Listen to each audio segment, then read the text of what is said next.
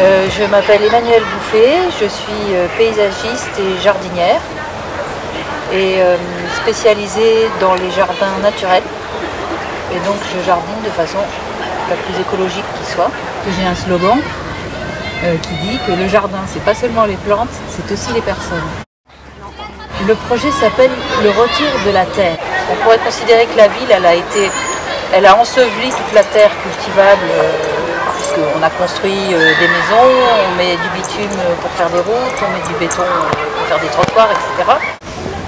Donc la terre, elle a disparu, et puis les citadins, ils ont un petit peu même oublié d'où venait la nourriture qu'ils consomment tous les jours dans leur assiette. Finalement, la terre se rappelle à nous parce que de plus en plus de personnes voudraient à nouveau jardiner, et c'est la terre qui revient et qui ressurgit en ville. Dans le projet de jardin partagé, on essaiera de produire des plantes qui nous seront utiles et qui vous seront utiles, et même le restaurant du Crous a passé commande d'herbes aromatiques pour leur restaurant. Ce genre de projet ne tient que si, évidemment,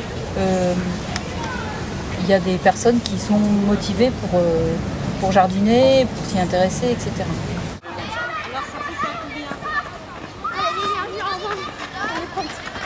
D'abord, on va faire une grande réunion d'information au mois de novembre dans le nouvel amphi. Et ensuite, à la fin de cette réunion, les personnes qui sont motivées et intéressées pourront d'une certaine façon s'inscrire. Et là, d'ici Noël, il y aura 3 ateliers de jardinage qui dureront entre 1h30 et 2h et qui pourront se passer pendant des heures de cours.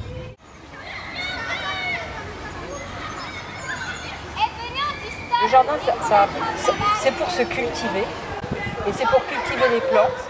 Et je pense que dans les temps qui viennent, ça va être important d'être un tout petit peu autonome. Savoir reconnaître des plantes qui se mangent, même des plantes sauvages, savoir se soigner. Au lieu d'aller immédiatement à la pharmacie acheter de l'Umex, on peut très bien aller cueillir 2-3 plantes